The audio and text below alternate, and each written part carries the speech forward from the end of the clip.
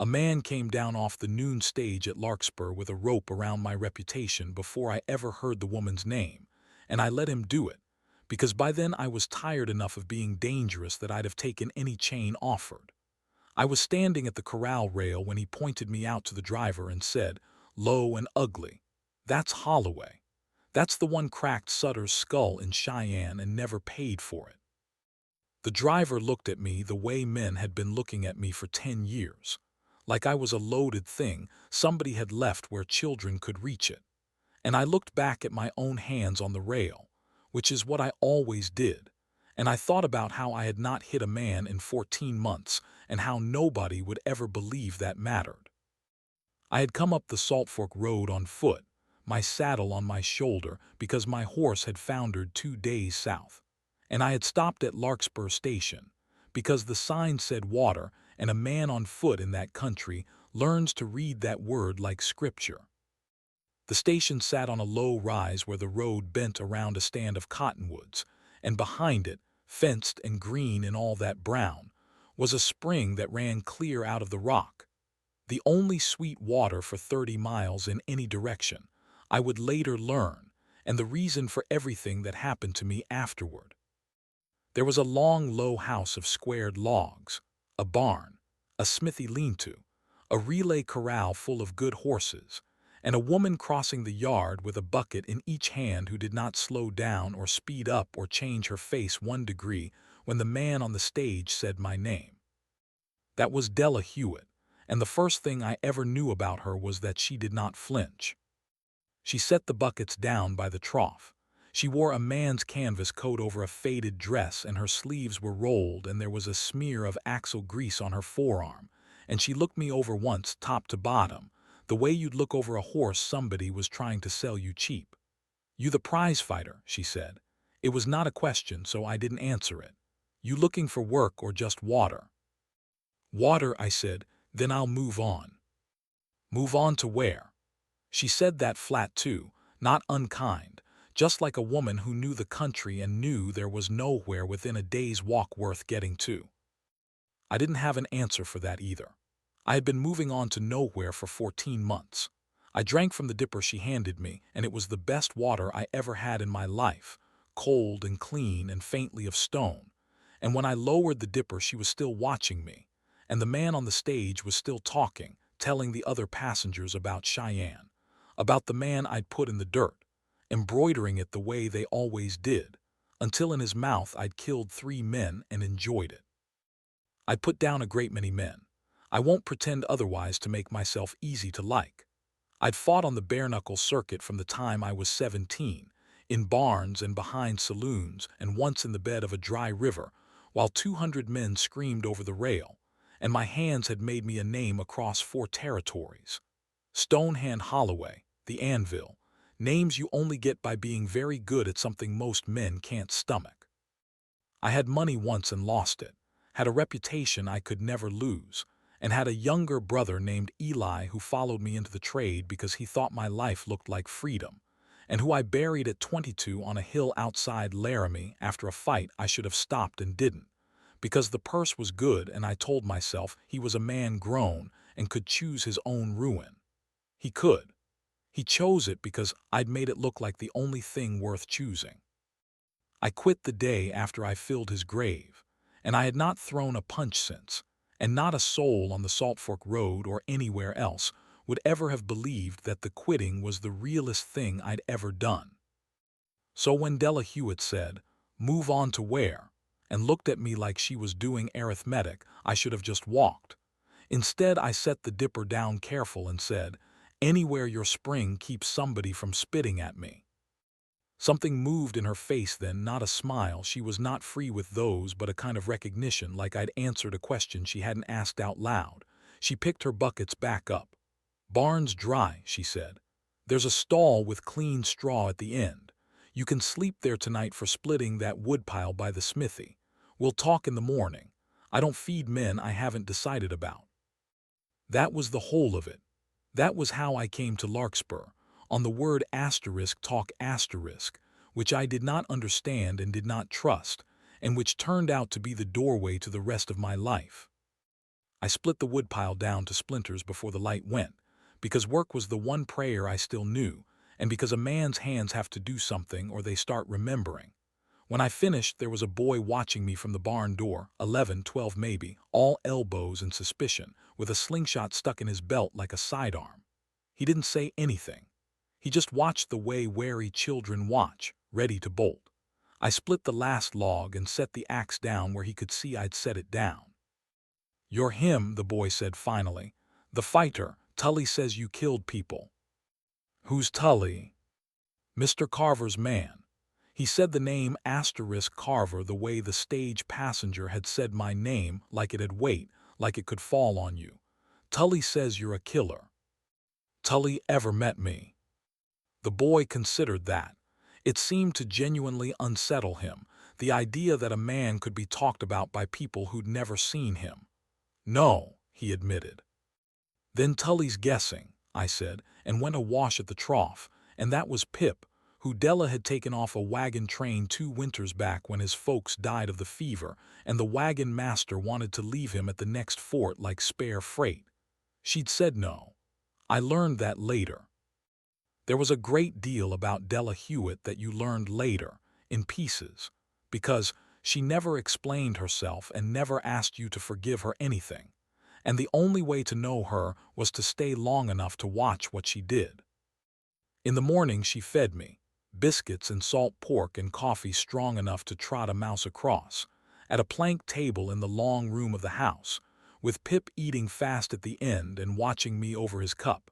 And when the plates were cleared, she folded her hands on the table and said the things she'd been deciding about.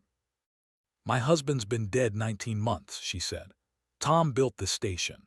We held the stage company's relay contract, fresh teams, water, a meal for the through passengers, mail twice a week. That contract and that spring are worth more than this whole county, and there is exactly one man who knows it as well as I do, and his name is Owen Carver, and he owns the bar slash and means to own this too." She said it without heat, the way you'd report the weather. "The contract comes up for renewal at the first snow. The company's man, when he renews it, won't sign it to a widow alone. He never said so plain, but I know how it lies. And Carver's filed on the spring with the land office, says a woman holding a claim alone hasn't proved it under the statute, that there's improvements undone, that the deed's soft." Her jaw set. "It isn't soft. I've done everything that statute asks and more. But the register in Dryman is Carver's man too, and a soft argument in front of a friendly clerk does the same work as a true one." I drank my coffee and waited. I'd learned to wait. In the ring, the ones who lose are the ones who can't stand to wait. "A married woman holding with her husband," Della said, "is a different thing in front of that clerk and that company man than a widow holding alone. Same hands doing the same work. But the law looks at it different, and so do men, and I am too old and too tired to pretend they don't." She looked at me square. "I need a husband's name on a paper by first snow. Not a husband, a name.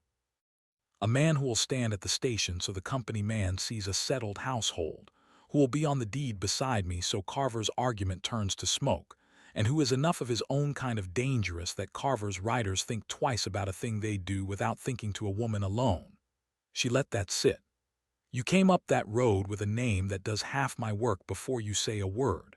Tully's already run to Carver to tell him a killer's at Larkspur. Good. Let him be afraid." I set the cup down. "You're asking me to marry you." "I'm offering you a position," she said. "The marriage is the shape of it because that's the shape the law respects. And here is the thing that decided me, the thing I have never forgotten, because no one had ever in my life laid a thing in front of me so plain and so fair. Understand me. It's my station, my spring, my terms. The deed reads both names, but the place is mine and stays mine if you ever walk. I'll have the lawyer in Dryman write it so. You'll have the barn room. You'll have wages, fair ones, and your food and a roof, and my back when men come at you with talk, the same as I'll have yours when they come at me. You don't touch me. You don't tell me my business. And the day either of us wants out, we're out, and you keep your wages and your good name and I keep my land. I'm not buying you, Mr. Holloway, and you're not buying me. We're two people the world has decided about, lending each other a wall to stand against. She unfolded her hands. That's the whole of the offer. You can take a meal and think on it, or you can take a meal and say no, but I'll thank you to do one or the other by the time the noon stage comes, because I have a contract to save and not much summer left to save it in. Out past the window the spring ran clear over the rock, and the cottonwoods turned their leaves in the wind, and somewhere in the barn Pip was scolding a horse in a high cracked voice, and I thought, here is a woman who has looked at the worst the world says about me and decided it might be useful, and told me so to my face. It should have insulted me. It didn't. It was the most honest anyone had been with me since I'd put my brother in the ground. What was your husband like? I asked. I don't know why. It was the wrong question or the right one. Della was quiet a moment. Stubborn, she said. Kind, better with horses than people. He'd have hated all of this. Then before I could soften toward her over it, he's dead and I'm not, and the spring runs whether I grieve or not. Yes or no, Mr. Holloway? Wade, I said, if we're to be married you ought to be able to say it. That's not a yes. It's a yes, I said. God help us both. She nodded once, like a ledger closing, and got up to start the dinner for the noon stage. And that was how I came to be married, 3 days later, in the front room of a lawyer's office in Dryman, with Pip as one witness and the lawyer's deaf old mother as the other, and a deed in my pocket that gave me a name on her land and gave her, in writing, every power to throw me off it. The first weeks were cold work, and we both knew it. I slept in the barn. We were civil at the table and silent everywhere else. I learned the relay trade fast because there's nothing slow about it. The stages came through on a schedule that did not care if your hands were sore, and when one rolled in trailing dust, you had perhaps 10 minutes to swap a winded 6 for a fresh 6, water the passengers, take the mail and send them on, and Della ran it like a sergeant and expected me to keep up. I kept up. My whole life I'd trained my body to obey hard work, and it didn't know the difference between a fight camp and a relay station. It only knew the bell, and at Larkspur the bell was the dust on the southern road. The horses were the trouble. I'd spent my life teaching my hands to be hard, and a horse can feel hardness in your hands the way it can feel a fly instantly, and it hates it. The first week, every team I touched threw its head and rolled its eyes and danced sideways, and Della watched me fight a gelding into harness one morning, sweating and furious, and finally said, not unkind, "You're squeezing it like you mean to break it. It's not going to break for you. Nothing here is." And she came and took the cheek strap out of my fist, and her hands on the leather were so quiet the gelding settled before she'd done a thing. And I stood there with my huge, useless, ruined hands at my sides and felt, for the first time in years, ashamed of them. Not of what they'd done. I'd carried that a long time, but of what they couldn't do. "Open your hand," she said, not looking at me working the strap. "All the way, like you've got nothing to hold. They trust an open hand. A fist is a thing that's about to happen to them." I opened my hand. It was harder than it sounds. A fighter's hand wants to close. It's been taught its whole life that an open hand is a hand about to be hurt. I opened it and laid it flat on the gelding's neck the way she showed me, and the horse swung its big head around and looked at me, and didn't dance away, and I felt the heat of it under my palm and the great slow drum of its heart, and something in my chest that had been clenched since Laramie eased a quarter turn. "There," Della said, "now you're some use," and went on about her work. But I caught her watching me a moment longer than she needed to, and I thought maybe she'd seen the thing ease in me, and I was glad and afraid in about equal measure. That was the shape of it that whole long end of summer, her teaching me to be gentle by inches, by horses, without either of us ever saying the word. She taught me to gentle the colt called Smoke that Tom had bought wild and never finished, a blue roan with a wall eye and a hate for men that Carver's man Tully had made worse by courting him in the chute once before. Smoke would let no man near him. He'd put a hand through the rails in 2 pieces if you reached for him wrong. Della said, "Leave him be. He's not worth your face." But I'd taken a liking to the spite in him. I knew something about being feared for what you'd do before you'd done it. And I started spending the cool of the evenings just sitting on a bucket in his pen, not reaching, not talking much, just there, with my hands open on my knees, until the day 3 weeks on when he came and lipped my hat off my head, and I laughed out loud for the first time in longer than I could name. And Della heard it from the house and came to the door and stood looking, with the dish towel in her hands, and did not smile but did not stop looking either. Pip thawed before she did. Boys are like that, all suspicion and then all yours, with nothing in between. He took to following me, first to scoff and then to copy, and I taught him to throw a left and to mend a girth and to read the dust on the road and tell a freight wagon from a stage from riders coming hard, which is a skill that mattered at Larkspur more than I knew. He told me things about Della in the unguarded way of children. That she sat up some nights at the table with Tom's old account books and didn't sleep. That Carver had come twice that spring with a paper and a smile, and she'd sent him off both times white-knuckled and shaking after, where the boy could see but she thought he couldn't. That she'd cried exactly once that Pip knew of, the night the doctor's bill came due for Tom's last illness, and never since.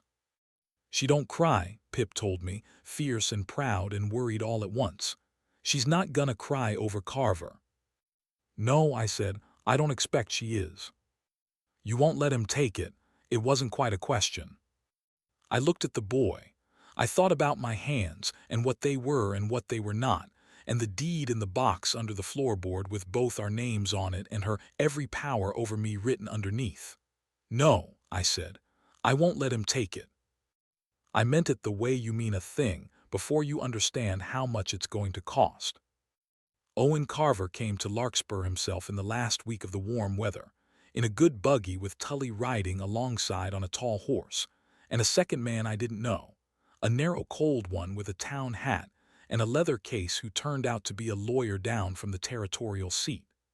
Carver was a big florid man gone soft in the middle, with a handshake he offered like a gift and eyes that never warmed past his cheekbones. He'd built the bar slash from nothing and there was a hardness under the softness, and I'll give the devil this. He was not a coward and he was not a fool, and a man who is neither is the most dangerous kind there is. Mrs. Hewitt, he said, and then with a slow look at me, or is it Mrs. Holloway now? The whole county's talking. A wedding so quick, so quiet, he smiled. Folks wonder. Let them, Della said. She'd come out onto the porch and she did not ask him to sit. Say your business, Mr. Carver. The stage is due. He laid it out smooth. The spring, he said, was the natural water for the bar/'s east range. God had put it there for cattle and a station was a wasteful use of it. He was prepared to be generous. He named a figure for the deed that was an insult dressed as a kindness, and when she didn't move he sweetened it, and when she still didn't move the cold lawyer opened his case and laid out the other path. The claim challenge, filed and pending, the statute's requirements, the alleged improvements undone, the question of a household standing, the register's discretion. These things go before the land office at first snow, the lawyer said, in a voice like a man reading a death notice. A widow's claim, contested, with the register's discretion in play, that's a long, costly fight, Mrs. Holloway. And an uncertain one. It's not a widow's claim anymore, Della said. Read the deed, 2 names, a household. The lawyer's eyes flicked to me. A household of recent and convenient origin, he said. A clerk might wonder. A clerk might, Della agreed pleasantly. And a judge might wonder why a cattle baron with the deepest pockets in the territory needs to wonder a lone woman off her own legal deed, instead of digging a well on his own land like an honest man. She let that sit in the dust. You want the water, Carver, the way a rich man wants a thing, because it's there and someone weaker has it.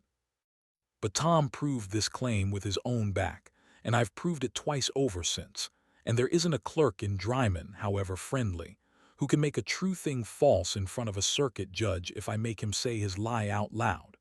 And I will make him say it out loud. I'll make all of you say it out loud in a courtroom with my husband standing beside me, and we'll see how it sounds. I had been standing at the rail this whole time saying nothing because she had not needed me to say anything, And I want to be plain about that, she fought her own fight with her own weapons, which were better than mine. But it was here that Tully, who'd been smirking from his tall horse, decided to add his weight. He looked at me and he said, loud for the lawyer and for Carver and for the boy who he knew was listening from the barn, "Husband, that's a good one. You know what this is, boss. She hired herself a killer. That's a paid gun in a wedding suit. That's Stonehand Holloway who beat a man to death in Cheyenne and bought his way clear of it. That's the asterisk household asterisk."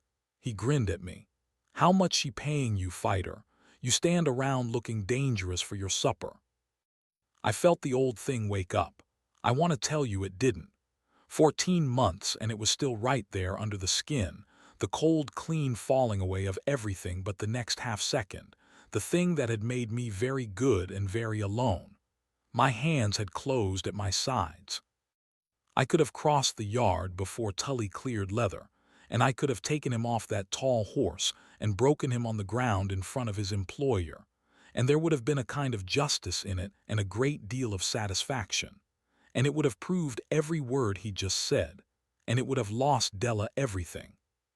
Because the next thing that would happen is the marshal and a charge and a paid gun in a wedding suit going to the gallows or the territorial prison, and the deed contested by a widow alone after all. And under that deeper, the thing I'd buried in Laramie, I knew where it ended. I'd been there. It ends with somebody you didn't mean on a hill with your name on the reason.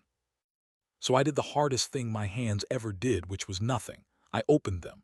I made myself open them, finger by finger, the way I'd learned to do for the horses, and I leaned on the rail easy and I said, "She pays me fair and I'd stand around looking dangerous for a sight less on account of I find it restful." A couple of the through passengers had drifted up by then and one of them laughed. "But you've got me wrong, friend," I went on to Tully, conversational. "I'm not a killer. I'm a man who used to fight for money and quit, and the difference is, a killer would have already done something about your mouth, and I'm just going to stand here and let you keep talking because every word makes you smaller and there's nothing I could do to you with my hands that do the job half so well as you're doing it yourself." I smiled at him. It was not a nice smile, I'll own that. "Go on. We've got all afternoon." Tully's face went ugly. He'd wanted me to come at him. I understood that. Men like Tully always want the dangerous man to prove himself dangerous so they can be the one who got him hung. And I'd given him nothing but words and his own foolishness reflected back. And there's no man alive who can stand being made small in front of his boss. He gathered his reins to do something stupid, and Carver said, sharp, "Tully," and that one word held him. Because Carver had been watching me, and Carver was not a fool, and Carver had seen me open my hands. I think that was the moment he understood I was a worse problem than he'd been told. A killer he could use, could provoke, could ruin, could hang. A dangerous man who would not be provoked was something he had no lever for. He looked at me a long moment with those cold cheekbone eyes, and something passed between us, the recognition of one hard man for another, and he gathered his lawyer with a glance and said, "First snow, Mrs. Holloway," and turned the buggy, and they went back down the Salt Fork Road in their dust, and Della and I stood on the porch not looking at each other. "You wanted to hit him," she said. "Yes. Why didn't you?" I looked at my open hands on the rail. "Because the last time I did a thing my hands wanted," I said, "I buried my brother for it. I'd never told a soul that. I don't know why I told her except that she'd been honest with me from the first hour and I was tired, so tired of being the thing they all believed. Eli, he was 22. I set up the fight that killed him because the purse was good and I let myself believe he was choosing it free, when the truth is he'd never have been in that river bottom at all if I hadn't made the life look like the only thing worth wanting. I've not hit a man since. I'd as soon die as do it again. That's the killer Tully sold you. That's the household." I straightened off the rail. "You should know what you bought, even if I'm not for sale. If you want me gone for it, I'll go. The deed's yours either way. You wrote it so." The wind came off the high plains and turned the cottonwoods and ran cold fingers through the dust, and Della Hewitt looked at me for a long time, and her face did the thing it had done that first morning, not a smile, but a recognition, like I'd answered a question she'd been carrying a long while. "I didn't buy a killer," she said quietly. "I knew that before you opened your hands. A killer doesn't sit 3 weeks on a bucket to gentle a horse that hates him." She picked up the dish towel she'd left on the rail. "Supper's at dark. You'll eat at the table tonight, not after. I've decided about you, Wade." And she went inside, and I stood in the cold wind a while longer with my open hands, and I understood that something had changed that I did not have a name for, and would not have one for a long time yet. The cold came on the way it does up there, all at once after holding off too long, a morning of hard white frost on the trough and the cottonwoods bare overnight, and the high passes north going to snow, which meant the stage schedule changed and the freight came heavier and the work doubled. And first snow, the deadline written in Carver's paper and Della's worry, sat on us now like a fence we were galloping toward. I won't pretend the thaw between us was sudden, because it wasn't. It was slow as the seasons and made of small things. It was the night I came in late from doctoring a stage horse's split hoof and found she'd kept my supper warm by the stove and sat with her account books while I ate, the two of us not talking, the lamp low, and it was the most peace I'd known indoors in 15 years. It was the morning I came on her at the spring with her hands pressed flat to her face, just for a moment, before she heard me and dropped them and was iron again, and I went away quiet and never said I'd seen. But I started getting up an hour earlier to take the worst of the cold work off her without making a show of it, and she let me, which from Della was a kind of speech. It was the way she said *Wade now, plain and easy, instead of Mr. Holloway. It was Pip, between us at the table, mending us together with his chatter without knowing he did it, the three of us looking more like a thing the law would respect every day, and the joke of it being that the law's idea of a household had become, somewhere along the way, simply true. It was the night smoke let me put a hand on his blind side. That blue roan had been the work of my whole autumn. I'd never reached for him, never pushed, just sat with my open hands until the spite went out of him by degrees, and that frozen night I came out to the pen with a lantern because I couldn't sleep, and he came to me out of the dark and stood, and let me lay my hand flat along his neck on the wall-eyed side, the side no man had touched since Tully's quirt, and he trembled all over and held still and trusted me, the worst-handed man in 4 territories. With the one part of himself he guarded most, and I stood there in the cold with my hand on that frightened animal and I felt my own eyes sting, and behind me Della's voice said, soft, "You did that. Tom never could. Tully wrecked him and I'd given up on him and you sat on a bucket all autumn and did that with the hands they all run from." She'd come out in her coat with 2 cups of coffee. She handed me one. Our fingers touched on the tin and neither of us moved them for a second longer than the handing over needed, and the steam went up between us in the lantern light, and I understood, the way you understand a thing too big to look at straight, that I had fallen in love with my wife. I didn't say it. A man like me learns not to reach, but she stood beside me at the rail in the cold and we drank the coffee and watched the roan, and she said, after a while, not looking at me, "When this is over, when the snow comes and the contract's signed and Carver's beaten and there's no more reason on paper for you to be here." She stopped, started again, careful, the most careful I'd ever heard her. "I'd want you to know there's no reason on paper because there's a deed that says you can walk and I'll be fine. There's no reason on paper. That's not the same as no reason."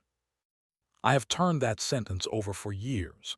It was the bravest thing she ever said to me and the most like her, fenced and fair and leaving me every way out, the same as the deed. There's no reason on paper. That's not the same as no reason. "Della," I said. "Don't," she said quickly. "Don't say it back yet, say it after.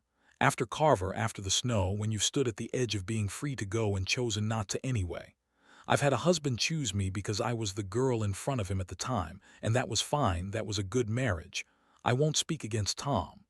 But I'd want, once in my life," and her voice did a thing I'd never heard it do, it caught, just for a word, "I'd want to be chosen by a man who could have walked. So don't say it now while the paper's still doing its work. Say it after if it's still there. I'll wait. It'll be there, I said. Say it after, she said, and took the empty cups and went in and left me with the roan and the cold and the whole sky full of hard stars. And I have never in my life wanted a thing so much as I wanted, that night, for first snow to come, and the paper's work to be done so that I could stand free in front of her and choose. Carver did not wait for the snow.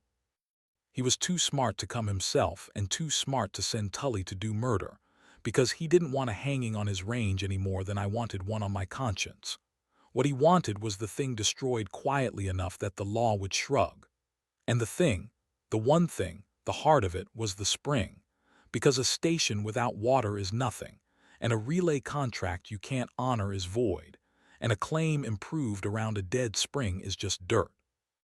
It was Pip who saved us, Pip who'd learned to read the dust. He came tearing into the house at gray dawn 3 days before the snow with his eyes white all around, hollering that there were riders at the spring in the dark, 4 of them, with a wagon and something they were pouring, and I was out the door pulling my boots on with the cold air like a blade in my chest. They meant to foul it. I understood it the moment I saw the barrels on the wagon and smelled the reek, coal oil and something worse. A dead steer they dragged up to bloat in the source pool, the old wicked trick of the range war. Foul a man's water and you've killed his land without firing a shot and prove nothing. 4 of Carver's riders, Tully at the head of them, working fast in the gray light, and I came down off the rise at them with 14 months of held-back violence behind me and a fence post in my 2 hands, and Tully turned with a grin already starting because this was what he'd wanted all along. The killer come out at last, witnesses, a marshal, a hanging, and I want to tell you what I did, because it is the only thing in this whole story I am proud of without any shadow on it. I dropped the post. I dropped it in the frost and I went in among them with my open hands and I did not hit a single man. I took the barrel out of the rider's grip and dumped it on the ground away from the pool. I shouldered Tully off his feet into the mud, shouldered, not struck, and stood over him with my open hands hanging while he scrabbled for his pistol, and I said, loud enough for all 4 of them and for Pip up on the rise and for God, you came to ruin a thing. I came to keep it. You want to shoot an unarmed man over his own water in front of the boy with Carver's name all over your saddles, you go on. But you'll hang for it, and Carver won't lift a hand to save you, because Carver doesn't save men who get him hanged, and you know that better than I do. Tully had the pistol half out. I looked down at him with my open, empty hands. Or you can climb on your horse and go tell Owen Carver that Larkspur's water is clean. And his man stood over it with a gun and couldn't pull the trigger, because the killer he was promised turned out to be a man, and there's nothing here for him to use. The longest 3 seconds of my life. The pistol, the gray light, the dead steer, the spring running clear underneath all of it. And then the rider behind Tully, a young one not much past Pip, said scared, Tully, I ain't hanging for his water, and got on his horse, and that broke it. They went. Tully went last, backing his horse, his face a ruin of hate and shame, and at the rim of the rise he stopped and looked back, and I'll give him this much credit, he was honest in his fury. You're soft, he spat. Stonehand Holloway's gone soft. Yes, I called back. Took me long enough. And I turned my back on him, which is the most dangerous and the freest thing I'd done in 15 years, and went to drag the steer out of my water with my bare hands while Pip ran down the rise hollering. And Della came at a dead run from the house with Tom's old shotgun and her hair down and her face, for once, for the first time, undone all the way with fear, not for the spring. For me. I saw it plain. She'd run out terrified for me. We saved the spring. The source pool fouls slow and runs clean fast if you clear it quick, and we hauled and dug and ran fresh water through it all that day, the 3 of us, and by dark it ran sweet again over the stone, and we were soaked and frozen and filthy, and Pip had fallen asleep sitting up in the hay, and Della and I stood at the spring in the last light, wrung out, and she looked at the clean water and then at me and said, in a voice gone hoarse, you could have killed him, 4 of them. I know what you were. You could have, and a court might even have called it fair, and you didn't. You dropped the post. I dropped the post, I said. Why? The same question she'd asked on the porch. But everything was different now. The snow was coming, the paper's work was nearly done. Carver was beaten the way a man like Carver gets beaten, which is that the thing he was sure of turned out not to be true and there was no profit left in it.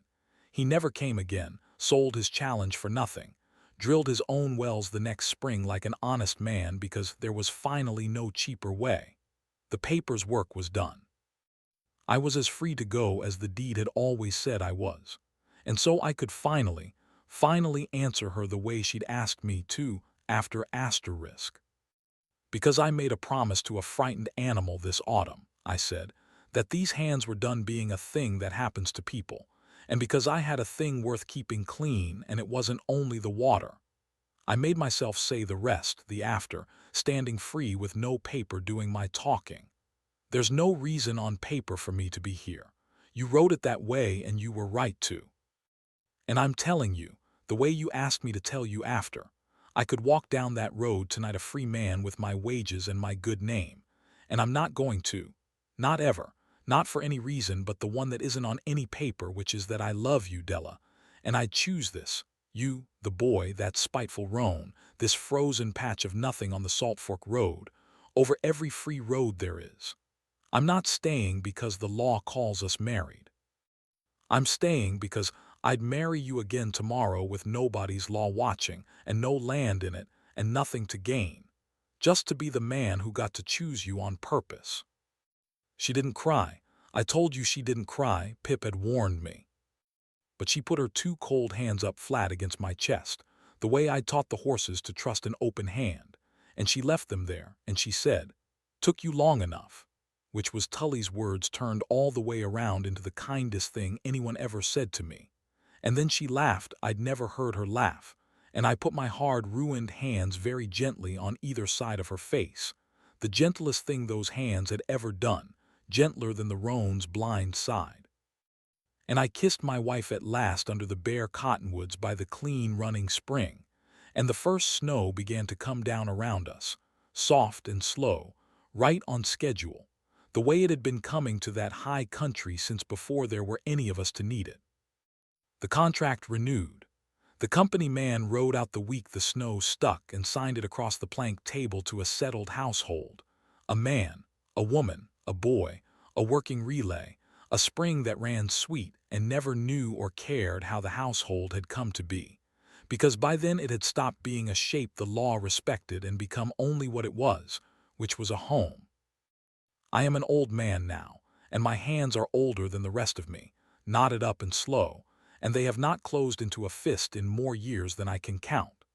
They mended that station for 30 years. They gentled 100 more horses after Smoke, who lived to be ancient and contrary and let no one but me near his blind side to the end. They taught Pip to throw a left he never once needed to use and stood up beside him the day he married and held his children. They held Della Hewitt's hand across that plank table 10,000 suppers and held it at the last, on a winter morning much like the first one, when she went easy and unafraid with her hand in mine, and I have held nothing since that I cared about half so much. People still sometimes hear the old name, Stonehand, the anvil, and look at these hands and wonder what they were.